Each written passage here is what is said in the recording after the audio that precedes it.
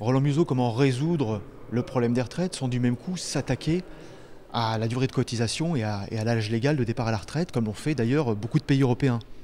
Tout ceci ne tient pas. Ce projet de loi est une honte, une véritable honte, parce que s'il s'agit de débattre sur la question de la retraite, n'oublions jamais que la retraite est un droit et qui était acquis par des décennies de lutte, et la retraite à 60 ans particulièrement. Quant aux pays européens, effectivement, je vous le concède, tous les pays européens sont sur le même calibrage de la réforme, à savoir l'éloignement de la date où on peut prendre sa retraite, l'allongement de durée de cotisation, mais tout ceci pour une raison simple, c'est qu'ils gèrent tous, quels que soient les gouvernements qui sont à la tête de ces pays, avec les mêmes recettes ultralibérales. Et donc, même recettes ultralibérales, même solution. Et donc, c'est cela qu'il faut mettre en cause. Bon, mais qu'est-ce que vous faites de la question des déficits? Cette question de déficit, on la traite de trois façons. La première, c'est que nous avons une proposition de loi qui dégage 60 milliards de recettes nouvelles, et c'est un débat dont le gouvernement n'a jamais voulu entendre parler.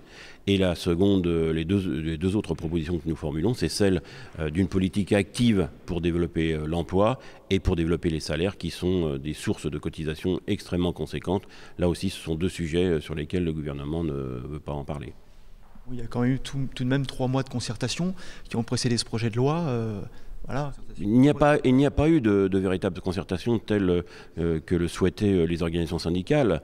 Les organisations syndicales, notamment les deux plus grandes centrales syndicales françaises, ont fait état de 2 rencontres avec le ministre, et toutes les autres rencontres se sont faites avec son directeur de cabinet. Il faut savoir également que toutes les rencontres se sont tenues de manière bipartite, c'est-à-dire le gouvernement, son cabinet et un syndicat, et que depuis le début, nous réclamons que ce soit une véritable table ronde, un véritable Grenelle des retraites, avec tout le monde autour de la table qui puisse discuter de cela. Il n'y a pas eu de négociation.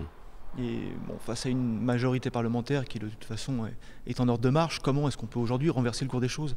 Mais la majorité parlementaire est à la fois légitime, elle est issue du scrutin et des urnes. Cela étant, elle est illégitime pour débattre d'un tel sujet, puisque le président de la République avait promis juré avant d'être élu qu'il ne toucherait pas au système de retraite, et après avoir été élu, il avait confirmé devant Mme Parisot qu'il n'a pas été élu pour ça. Qu'est-ce qui s'est passé entre deux? Tout simplement, la crise est venue, les exigences des agences de notation et du capital en général ont fait que le gouvernement a trouvé que c'était une bonne fenêtre de tir pour taper sur la question des retraites et des droits sociaux des travailleurs. Mais alors encore une fois, qu'est-ce qui peut inverser le cours des choses? Comment est-ce qu'on peut peser aujourd'hui dans ce débat face à cette majorité parlementaire? Ce qui est déterminant, c'est ce qui se passe aujourd'hui dans les rues de notre pays, dans toutes les villes de France, et à Paris particulièrement. Et donc il y a des manifestations gigantesques. Les services publics et les entreprises privées sont l'objet de mouvements de grève massifs. Ça, c'est la recette, c'est la solution qui va construire le succès de cette affaire. Et bien évidemment, pour ce qui nous concerne, au Parlement, les députés communistes travailleront d'arrache-pied, ne céderont pas d'un pouce sur cette bataille, et ce seront les meilleurs porte-voix possibles du mouvement populaire.